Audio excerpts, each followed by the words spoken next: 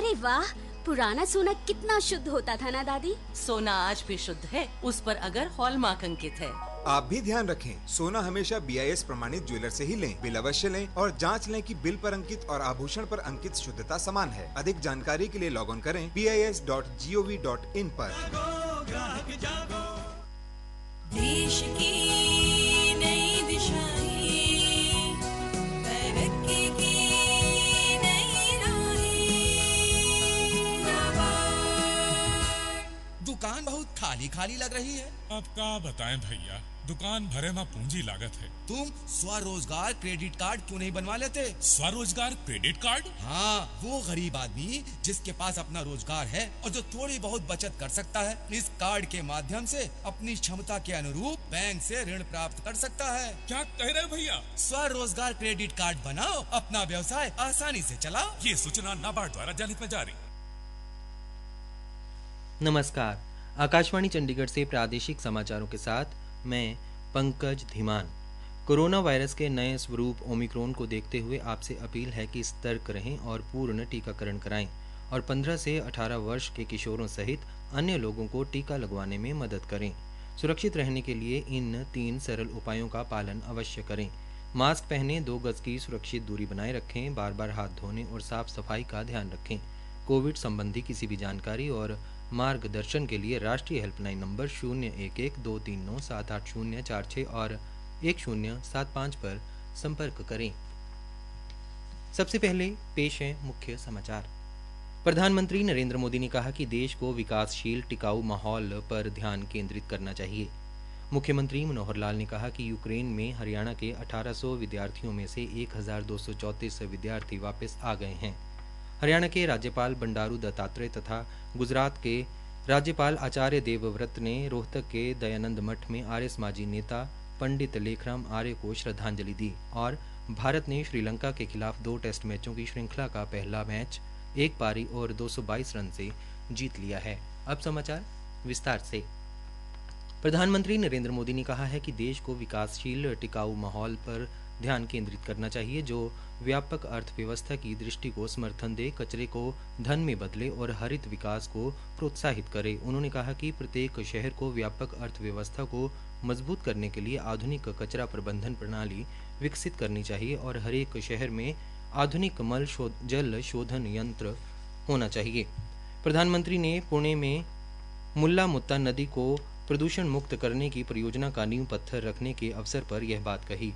पहले प्रधानमंत्री ने 12 किलोमीटर पुणे मेट्रो रेल परियोजना का उद्घाटन किया। पुणे पहुंचने पर प्रधानमंत्री ने कहा कि देश आज़ादी का अमृत महोत्सव मना रहा है तथा पुणे की भारत की आज़ादी में बहुत बड़ी भूमिका है। उन्होंने इस मौके पुणे नगर निगम परिसर में छत्रपति शिवाजी महाराज की प्रतिमा का अनावरण किया।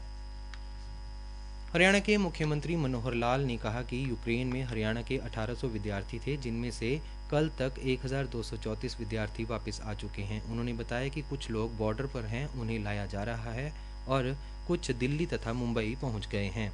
मुख्यमंत्री ने गुरुग्राम में आज यूक्रेन से वापस आए विद्यार्थियों और उनके अभिभावकों से बातचीत की। उन्होंने आश्वासन दिया कि जो सुझाव मिले हैं उन्हें वह प्रधानमंत्री तक पहुंचाएंगे ताकि मेडिकल शिक्षा ग्रहण कर रहे इन छात्रों की अधिक से अधिक मदद हो सके। मुख्यमंत्री ने पत्रकारों से बातचीत में बताया कि विद्यार्थियों को वापस लाने की तमाम व्यवस्थाएं भारत सरकार के विदेश मंत्रालय ने की। उन्होंने बताया कि वरिष्ठ मंत्री यूक्रेन के पड़ोसी देशों में गए और वहां से विशेष उड़ानें चलाई गईं। हालांकि अभी भी कुछ विद्यार्थी यूक्रेन में फंसे हुए हैं, उन्हें सुरक्षित कैसे निकाला जाए इसकी चिंता प्रधानमंत्री नरेंद्र मोदी भी कर रहे हैं और वहां हरियाणा के लोगों से हम लगातार संपर्क में हैं। मुख्यमंत्री ने विद्यार्थियों की डिग्री संबंधित एक प्रश्न के उत्तर में कहा कि जिस मेडिकल कॉलेज में ये छात्र पढ़ रहे हैं उसी कॉलेज को ही डिग्री देनी होगी।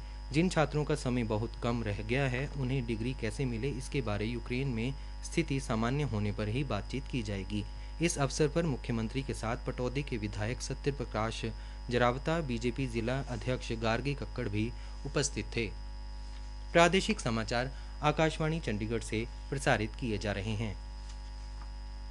हरियाणा के राज्यपाल बंडारू दत्तात्रेय व गुजरात के राज्यपाल आचार्य देवव्रत ने आज रोहतक के दयानंद मठ में आर्य समाजी नेता पंडित लेखराम आर्य के बलिदान दिवस समारोह में शिरकत की। उन्होंने यहां गुरु विरजानंद दंडी यज्ञशाला का लोकार्पण भी किया। समारोह के दौरान राजस्थान के सीकर से बीजेपी सांसद स्वामी सुमेधानंद भी उपस्थित रहे। बाद में समारोह के दौरान अपने संबोधन में हरियाणा के राज्यपाल ने पंडित लेखराम आर्य और महर्षि दयानंद सरस्वती को याद किया। उन्होंने खासतौर पर स्वतंत्रता आंदोलन में आर्य समाज के योगदान का जिक्र भी किया।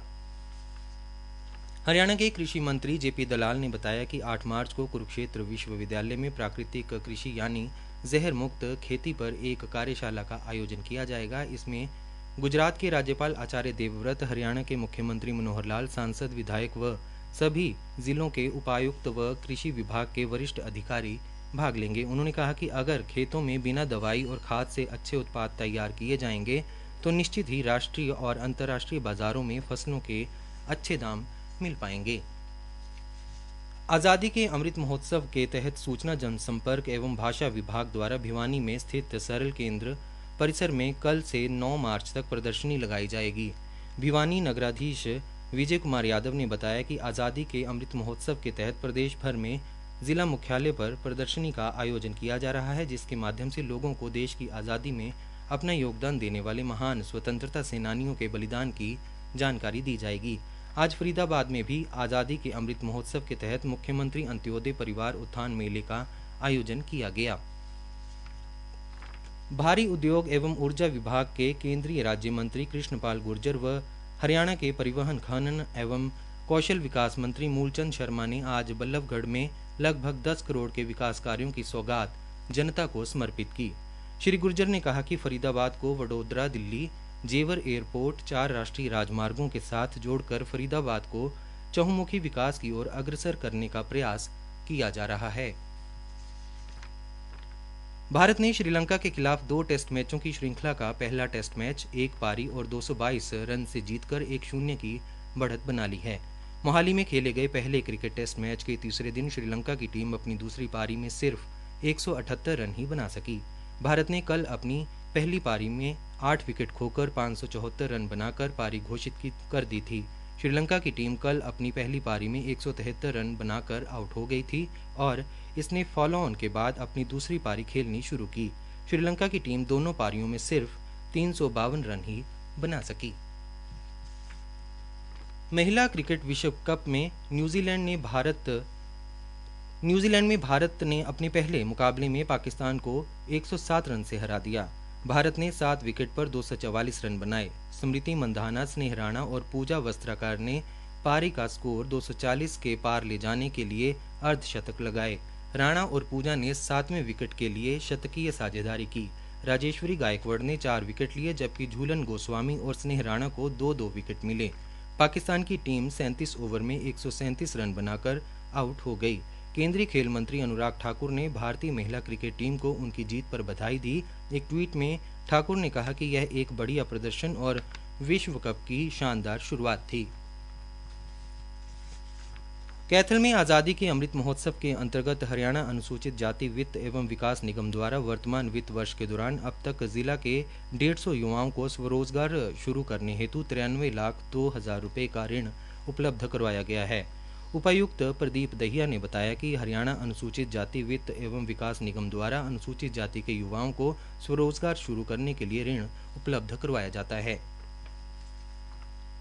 कैथल में ही विधायक लीला राम ने शहर में 11 करोड़ रुपए की परियोजनाओं का उद्घाटन किया। लीला राम ने कैथल शहर में चल रहे विकास कार्यों की कड़ी में वाल्मीकि समुदाय केंद्र के पास 10 लाख लीटर की क्षमता के बूस्टिंग स्टेशन का उद्घाटन किया। मुख्य समाचार एक बार फिर। प्रधानमंत्री नरेंद्र मोदी ने कहा कि देश को विकासशील टिकाऊ माहौल ध्यान देने पर केंद्रित करना चाहिए। मुख्यमंत्री मनोहर लाल ने कहा कि यूक्रेन में हरियाणा के 1800 विद्यार्थियों में से 1234 विद्यार्थी वापस आ गए हैं। हरियाणा के राज्यपाल बंडारू दत्तात्रेय तथा गुजरात के राज्यपाल आचार्य देवव्रत ने रोहतक के दयानंद मठ में आर्य समाजी नेता पंडित लेखराम आर्य को श्रद्धांजलि दी और भारत ने श्रीलंका से पहला टेस्ट मैच जीत लिया है। प्रादेशिक समाचार समाप्त हुए।